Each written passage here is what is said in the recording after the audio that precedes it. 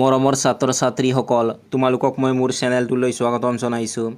আজি মই চতুৰ্থ শ্ৰেণীৰ আমাৰ চৌপাশৰ পৰিৱেশ পাঠ্যপুথিৰ অধ্যায় 3ৰ পাঠ 5 আহাৰৰ প্ৰয়োজনীয়তা পাঠটোৰ অনুশীলনীৰ প্ৰশ্নসমূহৰ উত্তৰসমূহ আলোচনা কৰিম। গতিকে তোমালোকে ভিডিঅ'টো প্ৰথমৰ পৰা শেষলৈকে চাবা। অনুশীলনীৰ 1 নম্বৰত দিয়া আছে, তলত দিয়া প্ৰশ্নসমূহৰ শুদ্ধ উত্তৰ অনুযায়ী কাষৰ গোল চিনটো পূৰ কৰা। ক নম্বৰ প্ৰশ্নটো হৈছে, শৰীৰৰ ৰোগ প্ৰতিৰোধকাৰী পৰিপোষকবিধ কি? ইয়াৰ শুদ্ধ উত্তৰ হৈছে অপশ্যন নম্বৰ 4, ভিটামিন আৰু খনিজ লৱণ। গতিকে তোমালোকে অপশ্যন 4 থকা গোল চিনটো পূৰ কৰি দিবা।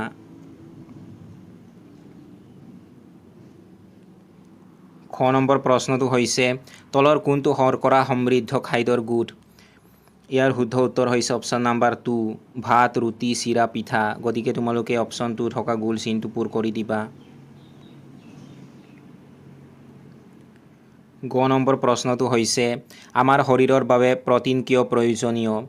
ইয়াৰ শুদ্ধ উত্তৰ হৈছে অপশ্যন নম্বৰ 2, শৰীৰ গঠন আৰু বৃদ্ধিত সহায় কৰে। গতিকে তোমালোকে অপশ্যন 2 থকা গোল চিনটো পূৰ কৰি দিবা।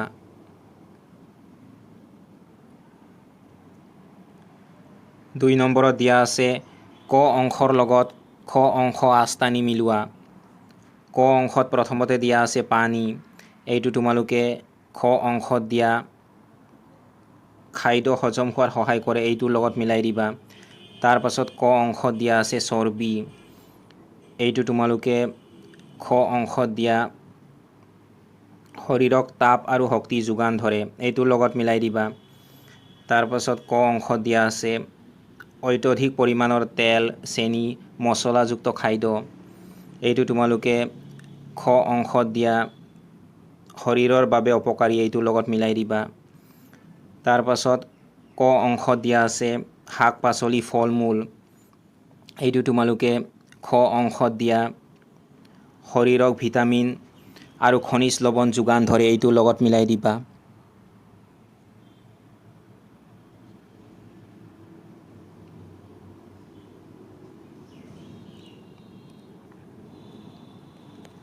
তিনি নম্বৰত দিয়া আছে খালী ঠাই পূৰ কৰা।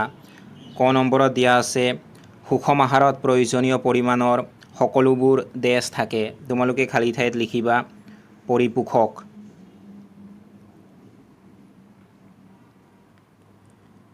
খ নম্বৰত দিয়া আছে প্ৰতিদিনে পৰ্যাপ্ত পৰিমাণে ডেছ পানী খাব লাগে।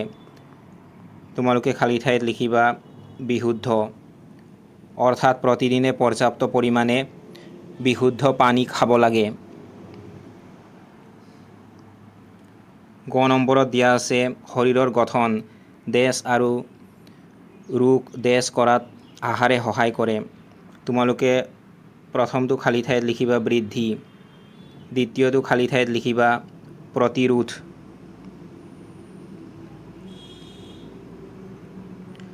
ঘ নম্বৰত দিয়া আছে বজাৰত কিনিবলৈ পোৱা অত্যধিক তেল, নিমখ, মছলা ইত্যাদি ব্যৱহাৰ কৰি প্ৰস্তুত কৰা খাদ্যবোৰ হ'ল ডেছ। তোমালোকে খালী ঠাইত লিখিবা জাংক ফুড।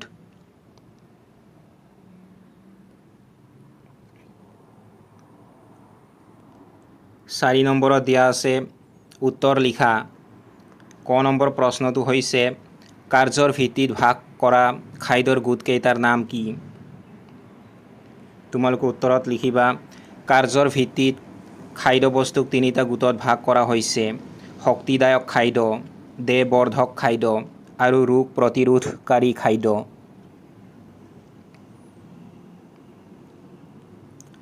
খ নম্বৰ প্ৰশ্নটো হৈছে, কাৰ্বহাইড্ৰেট বা শৰ্কৰা সমৃদ্ধ থকা তিনিবিধ খাদ্যৰ নাম লিখা। তোমালোকে উত্তৰত লিখিবা ভাত, ৰুটি আৰু আলু। গ নম্বৰ প্ৰশ্নটো হৈছে, খাদ্যৰ পৰিপোষক কেইবিধৰ নাম কি? তোমালোকে উত্তৰত লিখিবা খাদ্যৰ পৰিপোষক কেইবিধ হ'ল শৰ্কৰা বা কাৰ্বহাইড্ৰেট, প্ৰটিন, চৰ্বি, ভিটামিন, খনিজ লৱণ আৰু পানী।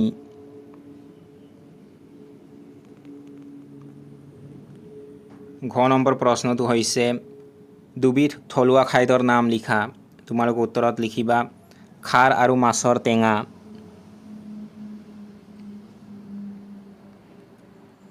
5 নম্বৰ প্ৰশ্নটো হৈছে সুষম আহাৰ বুলিলে কি বুজায়? তোমালোকে উত্তৰত লিখিবা যি আহাৰত শৰীৰৰ বাবে প্ৰয়োজনীয় আটাইকেইটা পৰিপোষক সঠিক পৰিমাণে থাকে তাকে সুষম আহাৰ বোলে।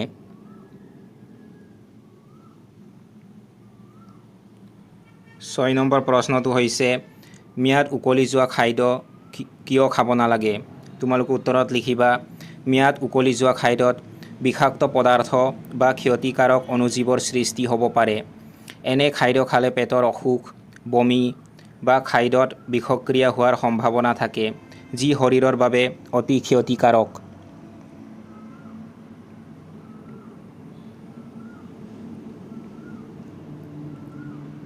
7 নম্বৰত দিয়া আছে শব্দ তালিকাখনত থকা ফল মূল আৰু শাক পাচলিৰ নামবোৰ বাছি উলিয়াই বহীত লিখা।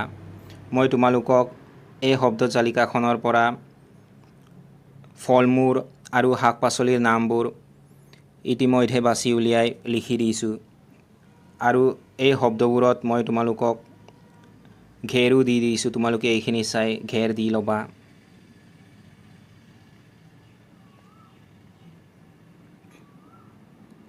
তোমালোকে উত্তৰত লিখিবা ফল মূল তেতেলী, কমলা, আম, আমলখি, কল, কৰ্দৈ, ডালিম।